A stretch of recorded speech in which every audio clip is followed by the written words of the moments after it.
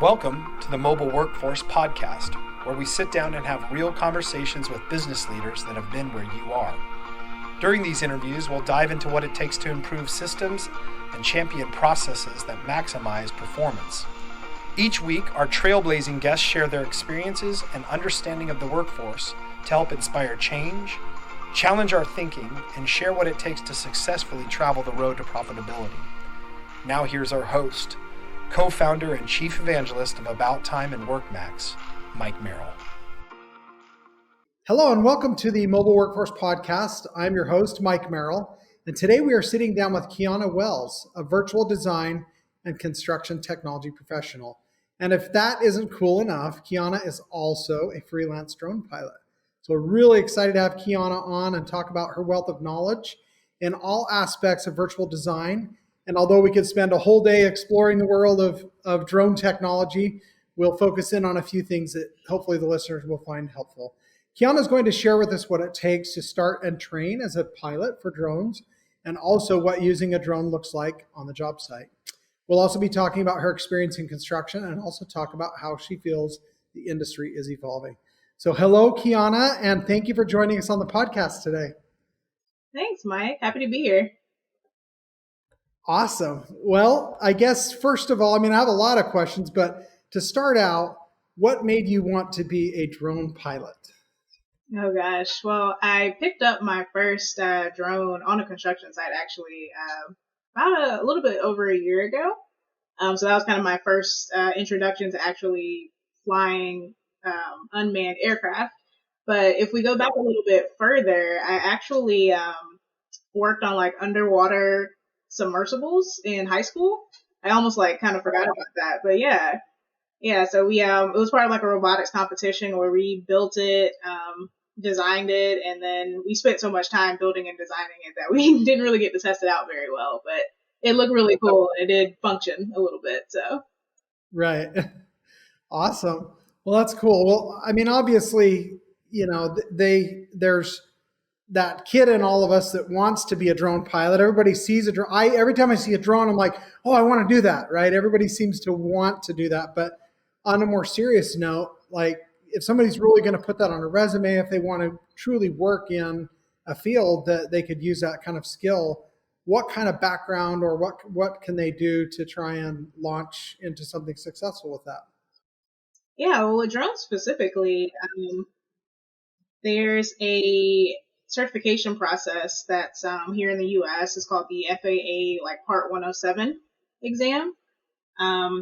That exam basically gives you a license to fly in commercial uses in the United States.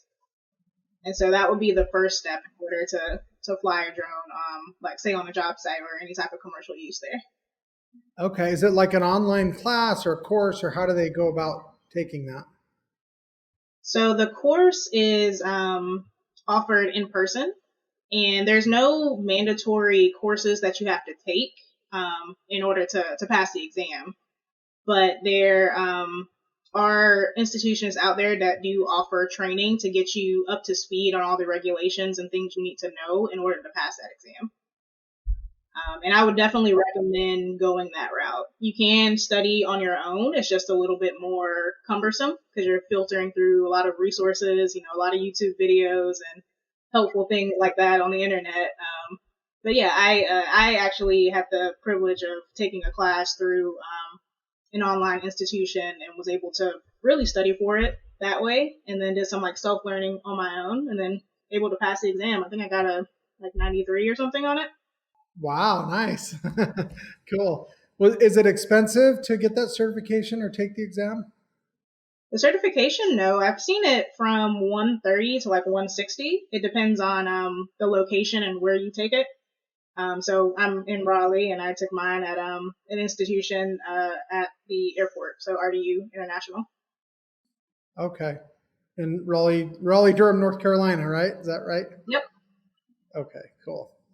Well, so with that process, obviously online, you're not going to learn how to fly a drone, or you're not going to have hands-on experience. So what does it look like to go from liking the idea of certification to getting certified to actually being able to successfully fly a drone without crashing it? Yeah, I definitely recommend getting some professional training. Obviously, not everyone does, because all that is required in the U.S. is you have that Part 107 license to fly commercially. There are a lot of pilots out there who fly recreationally. You don't need a license or anything for that, and they basically just figure it out, trial and error. But where possible, I would definitely suggest going to get a training or some type of hands-on flight operations course. There's just so much knowledge you don't even realize. Even if you're already a pilot with some years experience, there's always something you can learn from like someone who does it professionally, right? Oh, got it. So would a class like that be taken like on a football field or a city park, or where did you learn? Oh, so I recently just took a class at the local community college here. I just happened to be on LinkedIn, I think, and I saw that they were partnering with a local drone technology firm here, and went ahead and registered for the course, and it was a great experience. That particular course was 2 days, 8 to 5. I think that's the most that I've flown in one particular, span of time, right? First it was like, about 4 hours of in classroom instruction where you're kind of learning like the drone anatomy, um, all kind of hardware, the software, and just kind of getting that textbook obstacle avoidance type class or type knowledge. And then we went into the field and kind of flew around for about 4 hours, just switching out batteries. I was just going to say that's a lot of batteries. Yeah, yeah, yeah. Typical Cool. battery only. That was probably fun. I mean, no pun intended, but a crash course like that would be probably super helpful, right? All right. Hopefully, no crashes. So is that how you first learned, or did you already kind of know your way around before that, or tell us about that? So before that, I actually already knew my way around. So really just kind of going out into an empty field and practicing the controls. Depending on the type of drone you have, you can actually do a simulator on the computer or on the controller without taking the drone off into the sky. So I just kind of did a little bit of those and kind of felt my way around the controls like a video game. Yeah, sure. So if you were to start all over again from scratch now, knowing what you know, is there something you would do different? I'd probably get the hands-on instruction sooner. I think it just cut out a lot of guesswork and figuring stuff out on my own. And just that intensive too. With that particular course, they offered the drones for you, so they had a extensive amount of batteries. So you could just kind of keep playing around and really build that thumb dexterity to fly. Interesting. So your fingers are awkward positions, kind of. Is it? Did your hands get tired from flying the drone?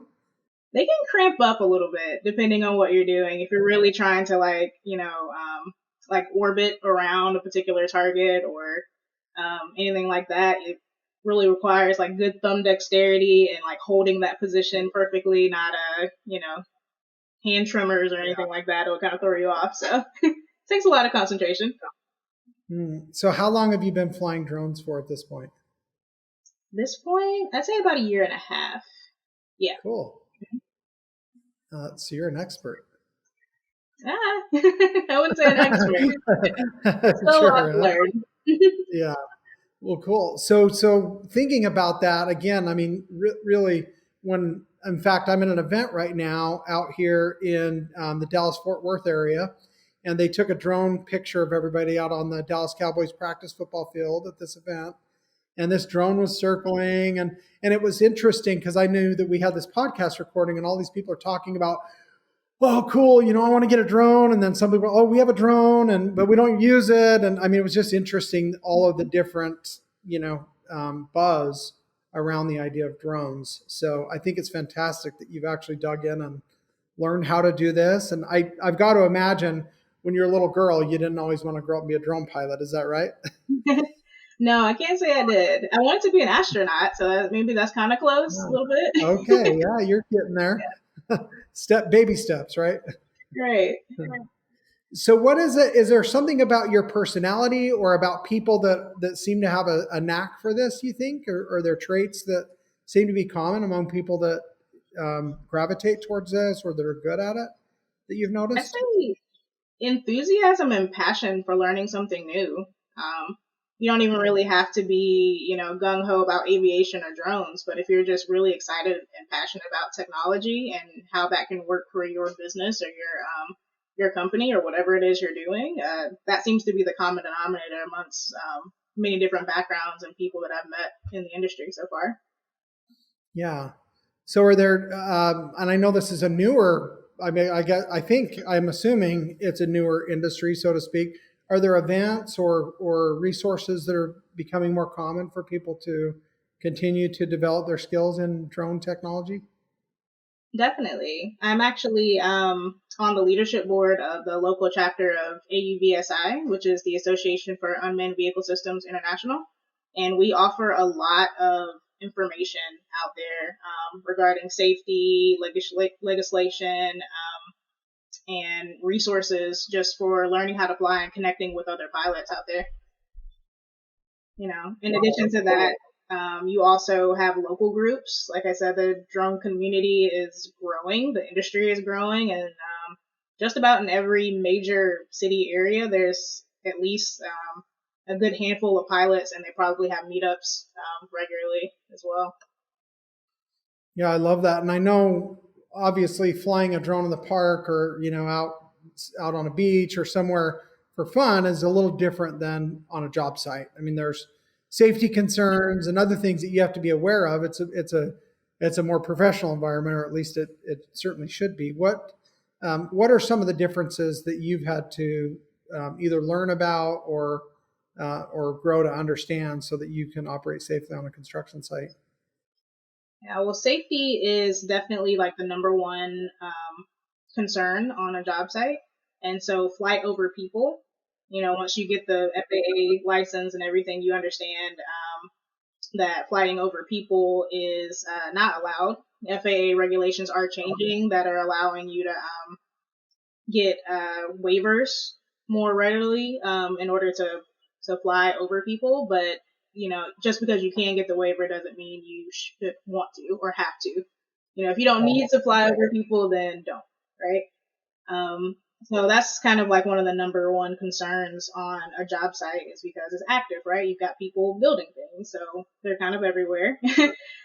So a way to mitigate that is really flying on off hours if where possible. So whether it's like super early in the morning or later in the day, once everybody's gone home, possibly over the weekend if they're doing a typical Monday through Friday schedule. Even during lunch as well, while they're taking a break and there's less people on the job site.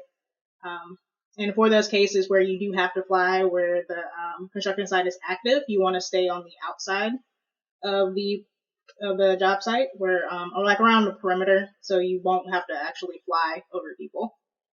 Yeah, well, that makes sense. So obviously this process is still evolving. Probably the laws are changing. They're hopefully getting safer, and drones are coming out with better tools and things built within them for like you mentioned, the anti-collision stuff and other things that I think they seem to be safer than they were, when I started seeing them pop up 5 or 6 years ago. Would you say that's the case? Definitely. Yeah. The drones that I fly now are all equipped with obstacle avoidance, which is great. You want to use that as a last resort, though. You as the pilot want to be more aware of your surroundings. But in the event that you're too close to an obstacle, that is a fail-safe where it will, stop in position with the drone. So there's definitely the technology is really advanced now. Yeah. Cool. So what are some of the reasons that you're using drone footage today, and that your company or the companies that hire you are having you help them with your service? Yeah, so there are lots of different things that you can do with a drone on a construction site in particular. I would say the main thing that I do are progress photos and videos. We'll use those for owner updates and internal updates.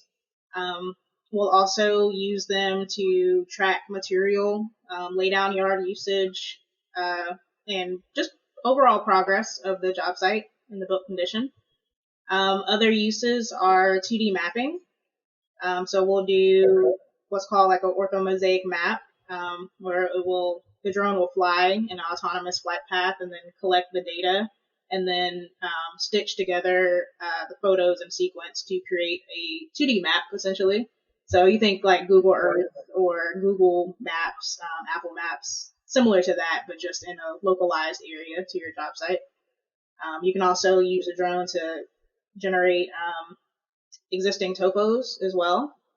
And so those are some of the uses that we use the drones for.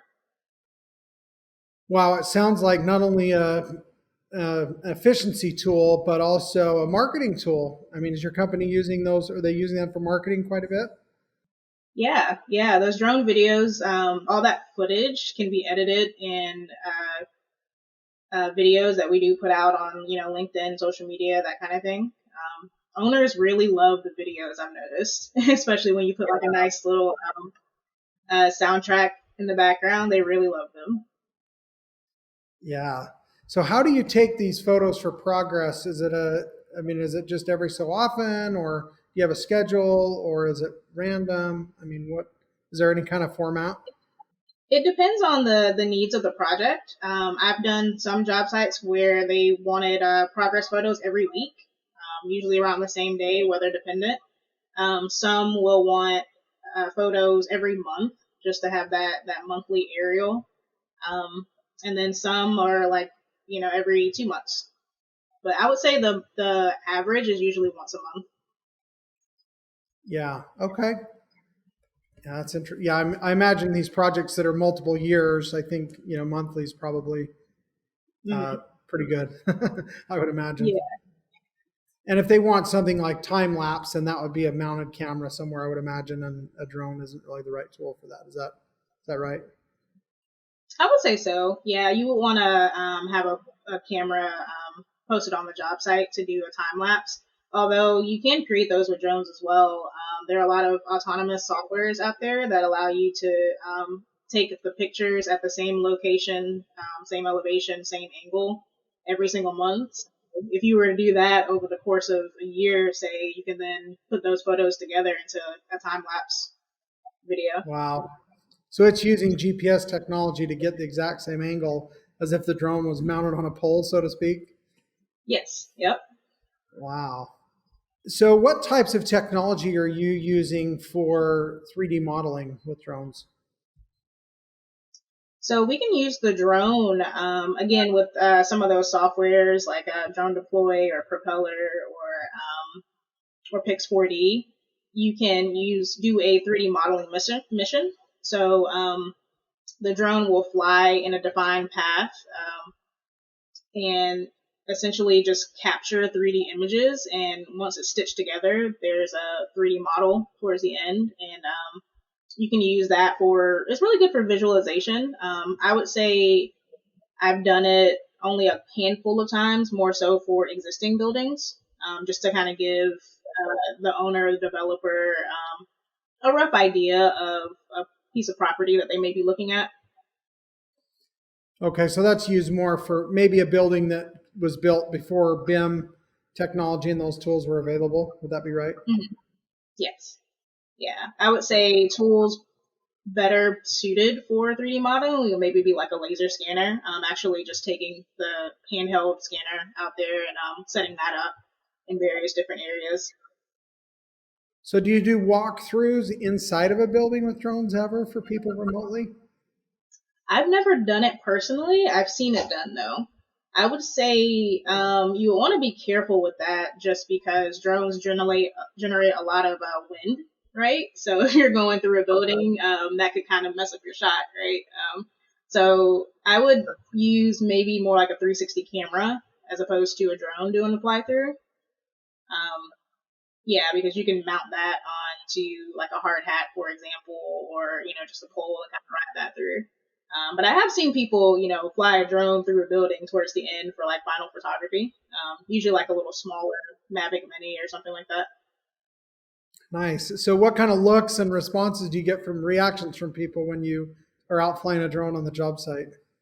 I get a lot of stares. This is pretty funny. Well, one, it's funny because I'll be flying the drone and looking up, and then you'll see someone walk by, and then they start looking up, and they look at you, and they look up, and they're just like, "What is she? What's going on up there?" Um, but yeah, and usually when I'm landing, people are really intrigued. Some are a little weary of it because they're like, oh, is it gonna hit me or or something like that. But I do get a lot of interest from other like construction workers and subcontractors on the job site about it. Yeah. Are you seeing subcontractors and others using drones on those projects that maybe you're working for the GC on?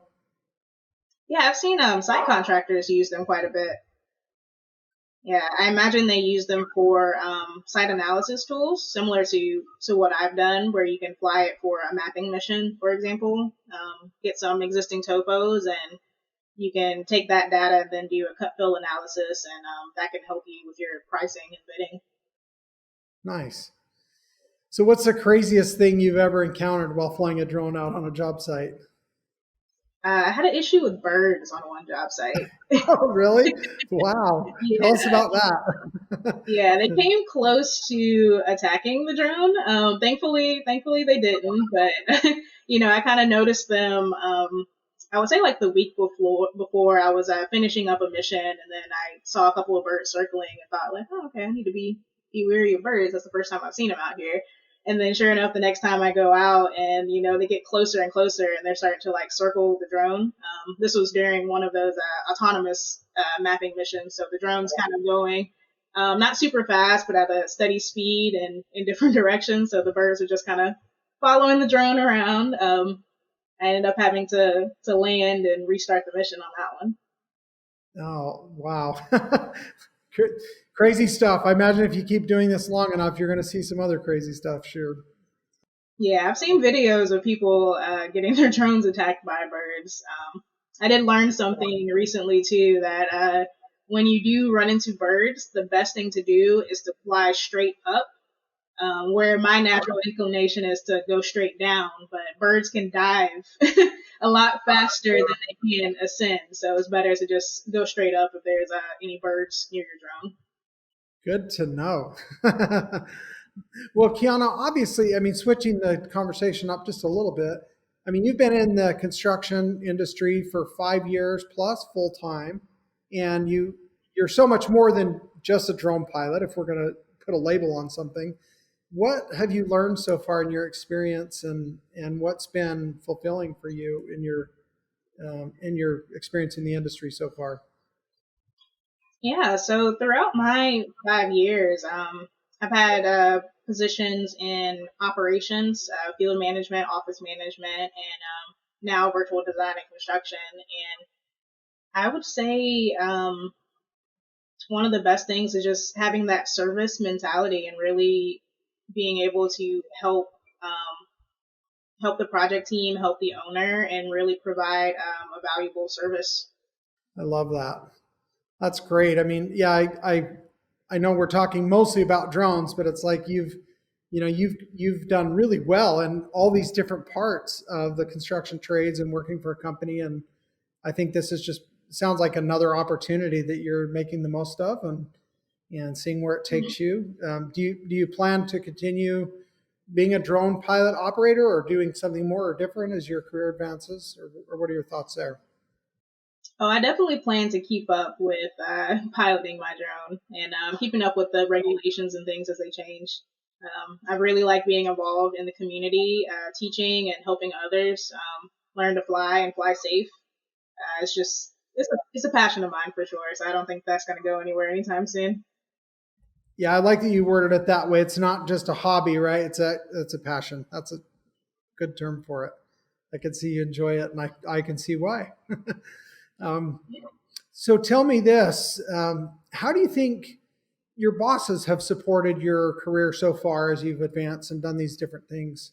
And what can you share with other women and other young people out there that are looking at starting a career in construction? I would say that my leadership listens, right? They can see the passion that I have, and they were willing to take a chance and say, hey, you know what, go ahead. If this is, what you're really passionate about, let's help and equip you with the right tools to do this. And yeah, that's really great leadership, listening. I would say for other employers, really just believing in your employees and letting them show you what they can do. We're really capable of quite a bit if you give us that autonomy to try. Yeah, I love that. I totally agree. I think a lot of times leadership again is more defined by allowing people to bring their great ideas in and execute on those. Not not having all the best ideas. That's not leadership, right? Right. So, are there some other ways that you're seeing in your company or your experience so far that they're leveraging young talent like yourself to help develop that for the future? Definitely with the internships. I think recruiting the right people and bringing them in and having that internship pipeline is really beneficial. One, you're giving college students a real world opportunity to learn how to use, what they're learning in the classroom and apply that. They're also coming in with really fresh, new ideas and kind of, stepping out the box. So giving them that voice as well. Yeah, these young folks have grown up in a world full of this technology that was new to some of us 20 years. It didn't exist even 15 or 10 years ago. So I think you've got some great advice there for our leadership listeners and those that are in positions of authority to hire. So internships, listening to these young folks, giving them a platform and an opportunity to explore their ideas. And it sounds like you're making the most of those opportunities in your company right now. So that's cool. So tell me this. We recently, we were recording an episode with, a topic of mental health in the workplace. How do you think leaders can be more aware of this and help support individual team members that are having struggles with that? I would say definitely creating a culture where it's okay to talk about those things. I know it's September, so it's actually Suicide Prevention Month. Yeah, right. Yeah, which is it's something that my company has really touched on a lot, especially this past couple of weeks, even down to toolbox talks, right? So we actually talk to our trades out in the field and give that platform to talk about mental health and what we can do to better educate ourselves on the signs so we can help and get people help sooner. Are there signs that I don't know if you're seeing much of this struggle within your own organization or not, or within your industry peers that you affiliate with, but if so, what are some of the signs or things that you think are adding to this epidemic really that we're having in society in general? Well, there's, the pandemic definitely isn't helping. And the brief period where we're working from home and really the instability, right?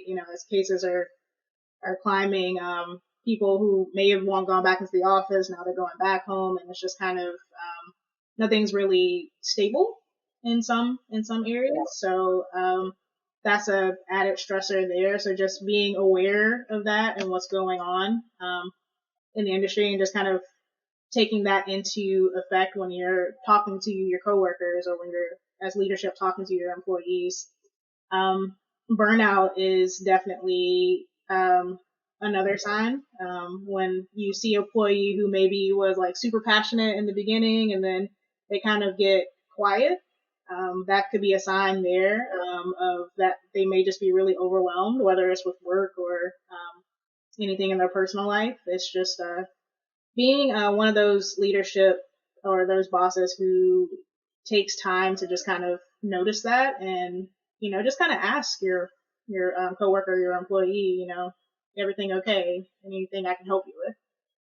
Sounds like just being aware and then also being ready to listen. Love that. Have you experienced burnout so far in your young career at this point? I have actually. Pretty sure I experienced my first burnout, I guess, probably in college. Just engineering school in general. I think the most important thing for me to realize is something that may not go away, and it's prone to happen again. So having that awareness that things can get a little too overwhelming sometimes. So having that support system in place to kind of help manage that, as opposed to thinking that it'll just up and leave and go away and I'll be fine. So Yeah, that's the old school mentality. That I was raised with that, and I can't even imagine my parents. Rub some dirt on it, walk it off, you'll be fine. Don't talk about it, and it'll go away. Right. I think sometimes, recognizing and leaning into that anxiety or that discomfort, it sometimes, takes that power away from it, right? Maybe you can sit here and say like, oh yeah, no, I'm really anxious about this one particular thing. And then it's like, well, kind of cat's out of the bag now. So you can kind of take that and lean into and move on to whatever it is you're doing with that discomfort as opposed to just trying to get rid of it. Yeah. Well, I think we all have a natural reaction too, when just as a greeting, when someone says, "Hey, how you doing?" You're like, "Oh, great." And sometimes you're not doing great. You're a train wreck, but you don't want to say that. So you don't. And then they think you're great, and then they move on, and you're still struggling. Right. So I think your point of being aware is really, I think, pretty wise advice for all of us. Yeah. And even if some people may not feel comfortable being that person who can listen, they may think that, well, I'm not I'm not trained to be able to handle this particular person and mental health issues, so I don't want to be the person that they come and talk to.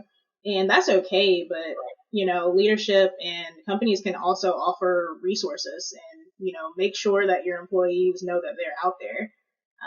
I was fortunate enough, I think, that my company had access to an app that kind of gives you like these mindful meditations on specific things, whether it's like public speaking or like airplane stress, and that's been really beneficial. It was actually part of our health plan, and I had no idea until we had our HR person came and did a presentation on it. I was like, oh, that's a great resource. I'll use that. So having those resources out there and making sure that your employees are aware of them.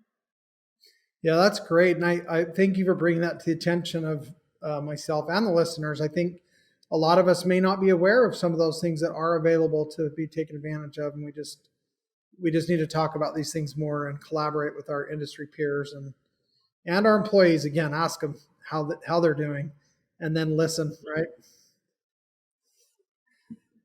So I guess last thing on this topic. So what, if there was one takeaway that you would want the listeners to have from our conversation, what would it be?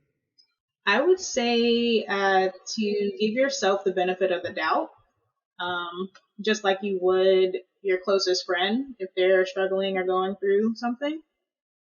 You be your best friend and give yourself a break. Oh, I love that. Cool. All right. Well, a couple other questions, more on a personal note. So, what's one thing in your life that you're grateful for professionally at this point in your career? My coworkers. Yeah, I would say no matter what space I'm in or what professional setting or company that I'm with at that particular time, people are. I'm just really grateful for people. They really make your day and the experience just that much better. Love it. So, Keyona, what is your superpower that you've developed so far? So far, my superpower would be learning any type of technology. Yeah, and just to explain that further, just about anything can be figured out thanks to Google and YouTube. Hey, good advice. more of us older generation need to remember that, right? Yeah. All right. Well, cool. Well, thank you so much, Keyona. This was so much fun having this conversation. You're a fun guest and fun to talk to. Yeah, thanks, Mike.